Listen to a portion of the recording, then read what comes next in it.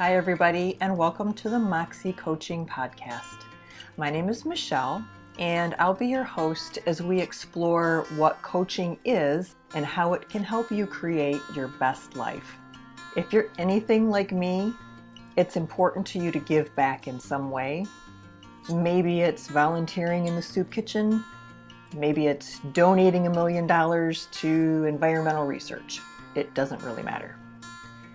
I started coaching and podcasting because I'm just one person who can only do so much alone. And I realized that through coaching and through podcasting, I could help and support those of you who want to do good works and exponentially increase the amount of good that I'm able to do. So if this sounds like you, please be sure to like and subscribe, and I look forward to seeing you soon. Be well.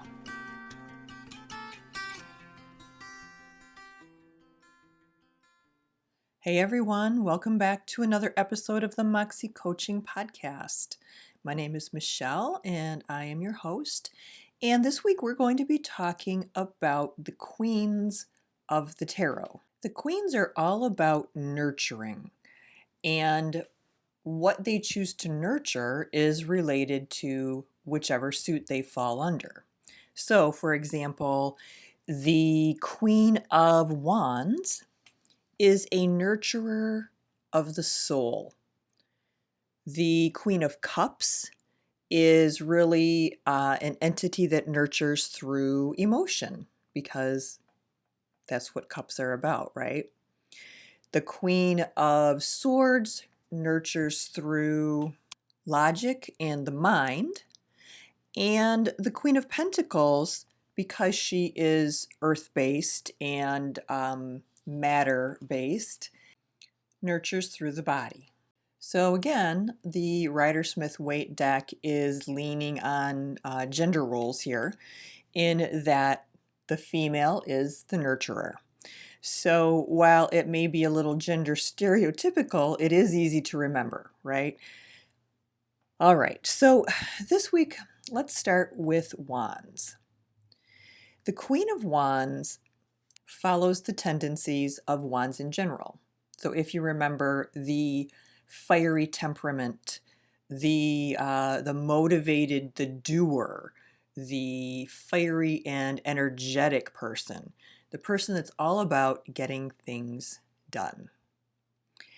And in general, the Queen of Wands is usually considered to be self-assured, down to earth, really probably the most well-liked queen of them all, if there were to be a little queen party or a queen popularity contest.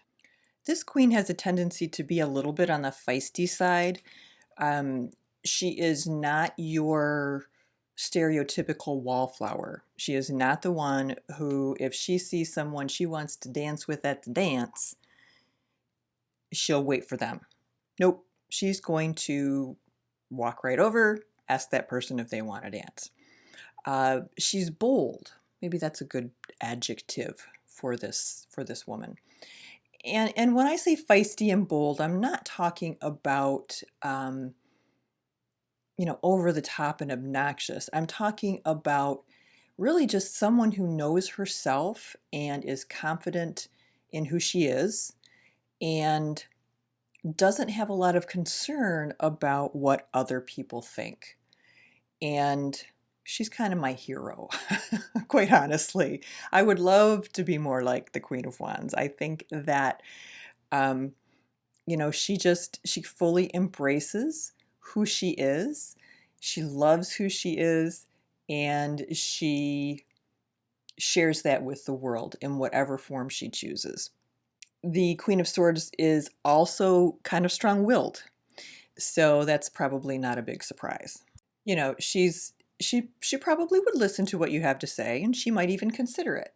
But if she chooses that whatever she decides to do is, or whatever she's been discussing is the best course of action, then she's going to follow through on it regardless of your concerns.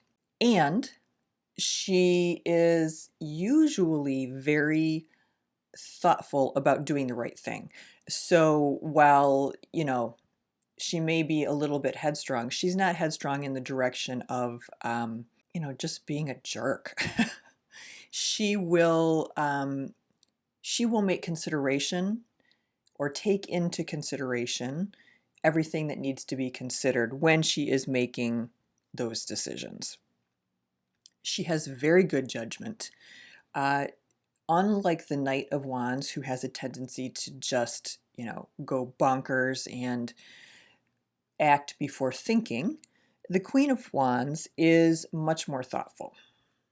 She's a lot more likely to step back, analyze the situation, and make a conscious decision about what she wants to do than the Knight. All right, so given this information about her personality and her traits, who might be a good archetype? Well, I think of divas a lot of times when I think of this type of person. And when I say divas, I don't mean divas in the negative context of, um, someone who has to have it their way and only their way all the time, and someone who believes the universe revolves around them. That's not what I mean. I mean more of the diva level of confidence, the unshakable knowing in who she is, the level of just deep understanding of why she's here, what she's doing, what she's trying to accomplish. So I don't know why, but for some reason, Lady Gaga comes up for me. She's a great businesswoman. She is an amazing creative. She's not your typical beauty, right? She's a fairly regular looking gal who just does amazing things with costume and makeup and all of those good things. And of course her personality and her presence and her ability to sort of nurture our soul and feed us a little bit through the gifts that she has to offer. And lastly, in spite of her level of confidence and in spite of everything she has to offer, the Queen of Wands does have a little bit of a thin skin. And so we just need to remember that just like all of the other cards in the deck and all of the other uh, members of the court, we're human, right? We just are, whether we like it or not. Okay, let's move on to the Queen of Cups. The Queen of Cups, of course, embodies the Cups energy, which again is that sensitive, warm, intuitive, emotional energy of someone who's really more focused on relationship, more focused on emotion, more focused on intuition and connection than they are to external things in life. Typically, if you were going to describe the Queen of Cups, you would say that she was a nurturing person. She's a tender, spiritual, loving type of person. She can seem a little bit aloof, but rest assured, in her heart, she's there, right? She's absorbed in the spiritual world, basically. And this particular queen, because she is the Queen of Cups, has a tendency to be pretty darn intuitive, and is, of all of the queens, the one who's going to be able to sort of help you tap into that intuitive or spiritual nature in yourself. The Queen of Cups is kind, she's well loved, she's yeah, man, she's the one that you want to hang around with, right? Yeah, no, I take that back. You might not want to hang around with her because she might be a little on the serious and deep side. Maybe she's not able to have quite as much fun as you would like, but she is the one that you want to go to when you're feeling a little bit lost, or when you're feeling like you really just need some advice from someone who is not so tied up in the material world that they can't separate, and from someone who can help you tap into the more esoteric, someone who can help you tap into your own intuition and help you tap into your own inner self. So, archetypes. Well, the first one I think of is the fairy godmother from The Wizard of Oz. You know, she is the one with the wisdom. She is the one that's there to nurture. She's the one that's there to journey without doing the work for you. If you remember from The Wizard of Oz, you know, she would pop in and she would pop out. But while she had the power, actually, while Dorothy had the power all along to um, change her situation, the fairy godmother did not just say, Dorothy, yo, clap your heels together and you can go home. She was there for Dorothy. She had her best interest at heart, but she made Dorothy do the work. So what are the questions that you might want to ask yourself when this card comes up? Again, we have the ever-present question of how am I, or how am I not embodying the energy of this card? How am I embodying the energy of the Queen of Cups? Am I being intuitive? Am I being thoughtful? Am I being spiritual? Or am I being strong-willed and behaving more like the Queen of Wands? It doesn't matter either way. It's just a question to ask yourself. But it's a good thing to know when you're doing a reading because it gives you some context for who you are and how you're feeling in that moment. Because this card and this particular individual in the card is all about the non-physical world, you may want to ask yourself when this card comes up, do I need to be looking at something that is outside of the physical realm? Maybe this card is coming up for you as a reminder that you need to look into your heart. Maybe you need to look into what's not concrete for you. Maybe you need to be paying more attention to your emotions and your feelings and your intuition. Conversely, if you have gotten yourself into a situation where you are just so amped up and so emotional and you're really struggling to sort of balance all of that out and this card comes up, then this card could be saying, hey, I recognize, I see you, what you're doing is valuable, all of this emotional work is valuable, but it might be time, it might be beneficial for you to take a step back and sort of regroup and spend a little bit of time in the material world and then come back to this because, you know, the work that you're doing right now may be very intense. Another question you can ask yourself is, how am I managing my emotions? Am I managing my emotions in a healthy, conscious way, or am I managing my emotions by not managing my emotions and pretending I don't have any? And avoiding dealing with what I need to deal with. Another question you might want to ask yourself is the level of emotion that I am feeling around this situation an appropriate level of emotion?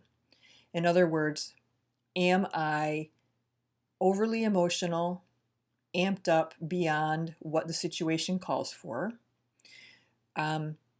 Or am I not amped up enough? Is the situation really something more critical or more important than I am believing it is. And I really need to put more emotion. I need to put more feeling into this situation. So context is everything when we ask ourselves these questions, right? Because these cards can be a positive and can also bring some challenges. And I think we've talked a little bit about I don't read reversals, but I do like to keep in mind the fact that everything has a dark side and a light side. I have a dark side. It's really not that dark, but you know what I'm saying. I have a shadow side. You have a shadow side. You have things about yourself that you may not really be all that thrilled with. I certainly have those things about myself. So just keep in mind that when you're looking at these cards, especially the court cards, to look at them from the perspective of what is the context of my situation, what's the context of the question I'm asking, how can I take what I know about this card and take what I know about my situation and interpret the card based on the answers that I am providing to myself when interacting with this card. Let's move on to the Queen of Swords. So if you remember, the swords are all about intellect and thought and ideas and logic and ambition. Cards that appear in the sword's suit often represent things that are assertive, aggressive, mind and intelligence based. The Queen of Swords is just like you would expect based on the concept of the swords, right? She is bright, she is sharp-witted, potentially sharp-tongued. She's strong, she's usually fairly accomplished. She's often someone who prefers to be solitary. She is not the queen who's going to have the giant court around her. Let's see, she can sometimes be a little bit stubborn, and she often believes that her ideas are the best ideas and the only ideas, and a lot of times she's right. She is very independent. She's got a very strong sense of self, a strong uh, connection with who she is and what it is she's trying to accomplish in this time that she has. So, in terms of archetypes, the person that comes up for me on a regular basis with this card, and I love her dearly, is Ruth Bader Ginsburg. Now, Ruth Bader Ginsburg is the light side of this card. The dark side or the shadow side of this card would be someone like, oh, this is old Game of Thrones, sorry, but Cersei Lannister from the Game of Thrones. She was a queen of wands, or I'm sorry, she was a queen of swords, but she embodied almost all of the negative traits. She was conniving, she was manipulative, she was not very nice. But she was wildly bright, wildly astute, and things did not pass her by. Typically, the Queen of Swords is a little bit of an intimidating kind of person. Just because she is so sure of herself, because she's a little on the solitary side. She is not someone that you're going to romp up to and give a big hug and say, "Oh my gosh, how are you?" No, that's the Queen of Cups, or maybe probably the Queen of Wands. The Queen of Swords is the person who, let's say she was like your math teacher who could give you that withering stare. The woman who is so self-possessed that she scares the crap out of you. Now, I'm not saying that all Queen of Swords are scary, and I'm not saying that they're all intimidating, but I'm saying that these can be personality traits that do have a tendency to show up sometimes with people who are embodying this type of energy. So, questions to ask. Well, we have the perennial, how am I or am I not embodying the energy of the Queen of Swords? If I'm not embodying the energy, should I be? If I am embodying that energy, is it at an appropriate level?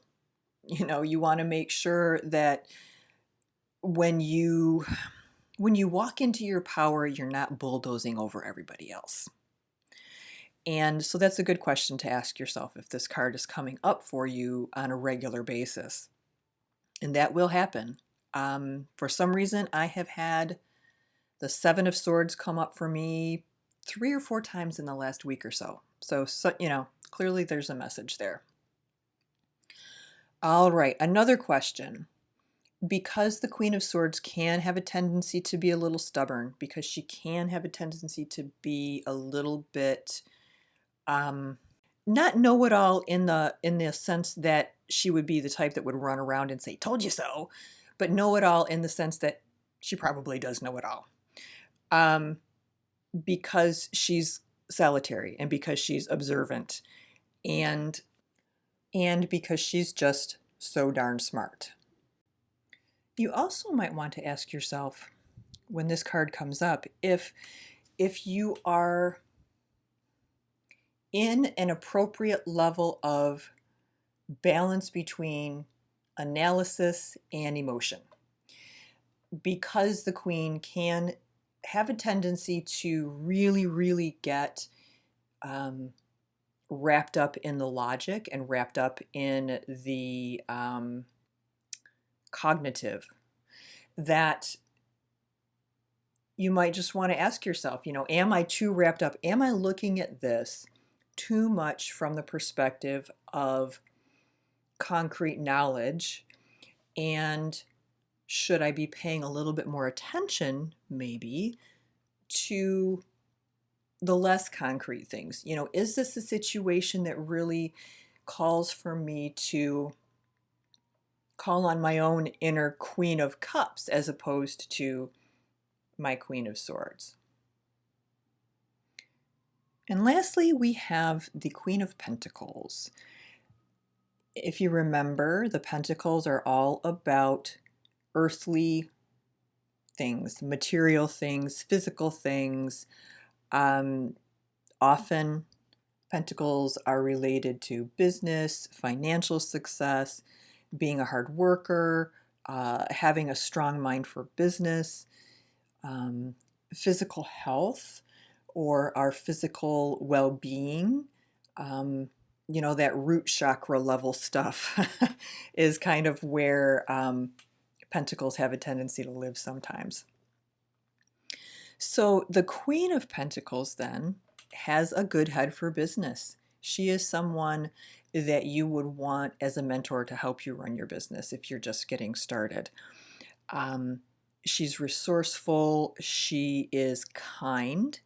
She's usually affluent because people who are, really embodying that pentacle energy often are the type that, they want their stuff. They want those physical comforts.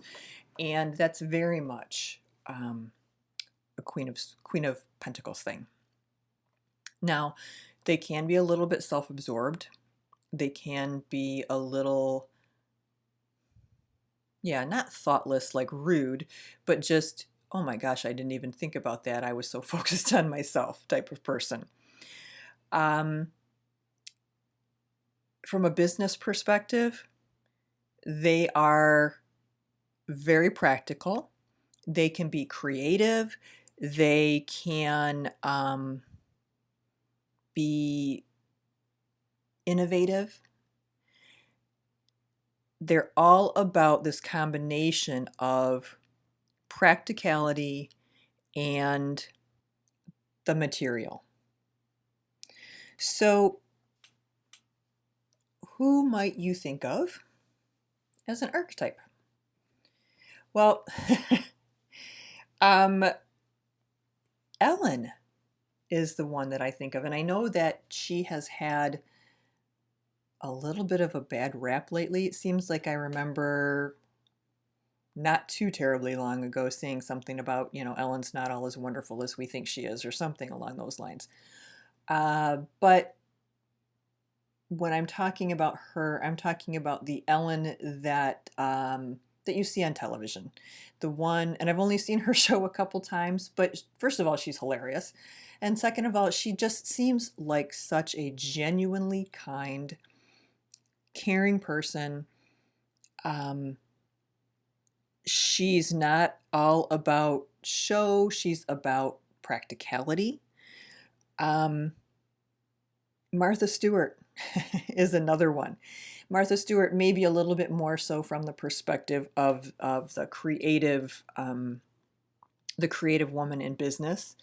I don't know much at all about her personality or about how she is with her staff and that type of thing, but really more just as she's a strong, creative force to be reckoned with in the business world. Well, then, based on that information, what are some of the questions that we should be asking ourselves? Aside from the perennial question of am I or how am I not embodying this energy? You may want to ask yourself if you're in a situation where you maybe need to embrace the practicality of the Queen of Pentacles. Maybe you have a tendency to be a really, really chill person. If this card comes up for you, you might want to pay attention to it because it could just be saying, hey, heads up, this is time when it would really benefit you to pay a little bit more attention and to be a little bit more, what's the word I'm looking for? Practical in this particular situation. You may also want to check in with yourself and say, all right, this queen has a tendency to be a little bit vain. Is that something that I need to be aware of? Is there something in my life where I am exhibiting this vain behavior and I don't even realize it? Am I being overly materialistic? Again, because she is so grounded and so rooted in the material, um, she really does have a tendency. She likes her stuff and she likes her nice stuff. So that's a question to ask yourself, oh my gosh, am I being a little over the top here in terms of my vanity or my materialism? You also may want to ask when this card comes up if it would be beneficial for you to start looking at more creative ways of solving your problem. Yes, the Queen of Cups is the quintessential creative in the group of queens, but creativity comes in a lot of different forms, and the Queen of Pentacles is excellent at coming up with creative solutions in practical situations. Creative solutions to a business problem, a supply chain problem, a staffing problem, something along those ideas or along those lines. So yes, you may want to ask yourself, hey, where do I need to start thinking a little bit more creatively? Is there a different way to do what I'm doing that will help me achieve the same outcome in a way that involves more creativity and is more and makes the end result more interesting, even perhaps? I'm hoping that you're beginning to see that as long as you have an understanding, a basic understanding of the four suits, that wands is a fiery temperament, cups is a watery sensitive temperament, swords is an air temperament all about intellect, and the pentacles are an earth temperament or a materialistic, in this world focused energy. Once you have an understanding of these four concepts, it's a good starting point toward having an understanding of any of the court cards, right? Because in the traditional Rider-Smith-Waite deck, you know, the positions are fairly traditional. The page is the only one that's a little bit new to a lot of us, but the knights, you know, the knights are the protectors and the action oriented. You know, the queens are all about nurturing, and the kings are all about leadership. So when you have those basic concepts, you know, you've got the nurturing plus swords. Okay, well, that means that, you know, this person is going to be nurturing using this type of sword energy. Or, you know, it's kind of like a granimals for the tarot. It's a mix and match thing where as long as you have those two elements, you can at least get a sense for what this card is asking you to look at. All right, so that wraps up this week's episode on the queens in the tarot. Next week, we'll talk about the kings. And then we're going to need to jump into the minor arcana cards. And I haven't really completely decided how I want to approach those yet because there are 40 of them. And I don't want to bore you all with too many of the details, but we will come up with something that hopefully is informative and entertaining and is something that is a quick and easy way to help you learn how to continue to read the tarot. Have a great week, everybody.